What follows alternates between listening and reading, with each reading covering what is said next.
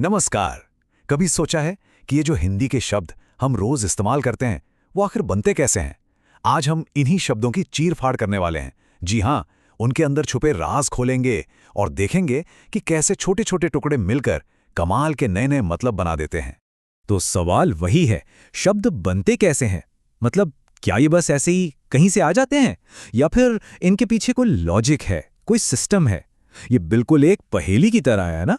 और आज हम सब मिलकर इस पहेली को सुलझाएंगे। तो आज हम क्या-क्या देखने वाले हैं? सबसे पहले बात करेंगे शब्दों के बिल्डिंग ब्लॉक्स की, फिर हम गोता लगाएंगे उपसर्ग की दुनिया में जो शब्द के शुरू में लगता है, और फिर प्रत्यय को समझेंगे जो शब्द के आखिर में लगता है। इन दोनों में क्या फर्क है ये भी देखेंगे, और आखिर में हम जानेंगे कि इन छोटी-छोटी चीजों में शब्दों की असली पावर कहाँ छिपी है। तो चलिए शुरू करते हैं। हमारा पहला टॉपिक है शब्दों के बिल्डिंग ब्लॉक्स। भाई आखिर वो कौन सी ऐसी बेसिक चीज है जिस पर हमारी पूरी भाषा, हमारी हिंदी टिकी हुई है? तो इसका जवाब है शब्दांश। देखिए, नाम में ही इसका मतलब छुपा है। शब्द का अंश मतलब ये शब्द के छोटे छोटे टुकड़े हैं। अब मजे की बात यह है कि अकेले में इनका कोई मतलब नहीं होता, लेकिन जैसे ही ये किसी असली शब्द के साथ चिपक जाते हैं ना, तो बस उस शब्द का पूरा कायापलट कर देते हैं। ठीक है, तो अब अपने पहले बिल्डिंग ब्लॉक पर आते हैं। इसको हम कह सकते हैं शब्द का स्टार्टिंग पार्टनर, और इसका नाम है उपसर्ग। तो उपसर्ग वो शब्दांश है जो हमेशा हमेशा शब्द के शुरू में लगता है, बिल्कुल स्टार्टिंग में।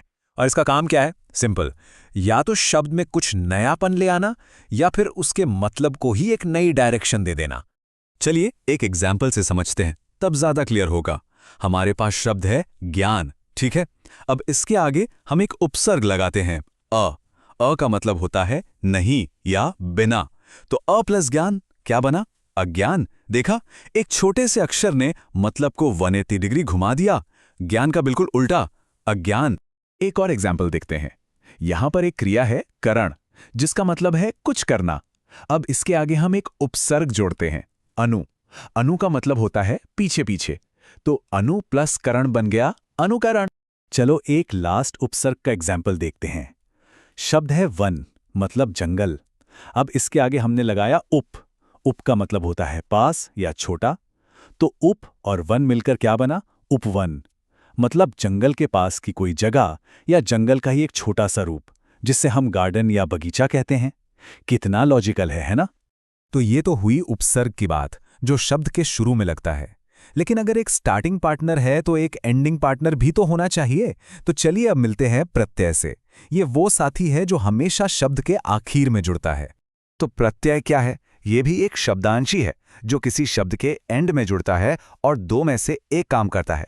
या तो वो शब्द का मतलब बदल देगा या फिर उसकी ग्रामर ही बदल देगा। जैसे किसी क्रिया को एक नाम यानी संज्ञा बना देगा। और हाँ, एक मजे की बात बताऊं, प्रत्यय भी दो टाइप के होते हैं। एक होते हैं कृत प्रत्यय। ये सिर्फ क्रिया मतलब एक्शन वर्ड्स के साथ लगते हैं। जैसे पढ़ एक क्रिया है, उसमें आकू प्रत्यय लगा तो बन गया पढ़ाकू। दूसरे होते हैं तद्धित प्रत्यय। ये संज्ञा, सर्वनाम या विशेषण के साथ जुड़ते हैं। जैसे सुंदर शब्द के साथ ता लगा तो बन गया सुंदरता। एग्जाम्पल से समझते हैं। लिख, ये क्या है?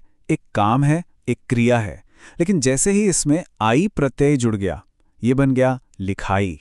अब लिखाई कोई काम नहीं है, ये उस काम का नाम है, एक संज्ञा है, मतलब द एक्ट ऑफ राइटिंग।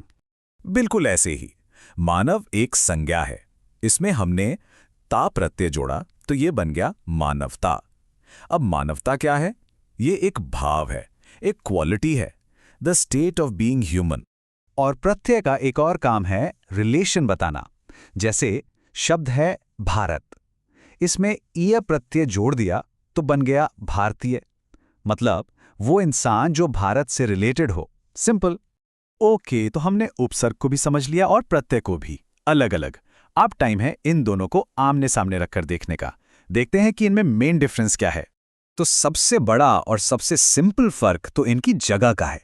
उपसर्ग हमेशा पहले, प्रत्यय हमेशा बाद में। दूसरा बड़ा फर्क इनके काम का है। उपसर्ग जो है वो अक्सर शब्द का मीनिंग ही बदल डालता है। जैसे ज्ञान से बन गया विज्ञान, मतलब स्पेशल नॉलेज। वहीं प्रत्यय ज्यादातर ग्रामर बदलता है, जैसे ज्ञान से बना ज्ञानी, मतलब ज्ञान रखने वाला इंसान।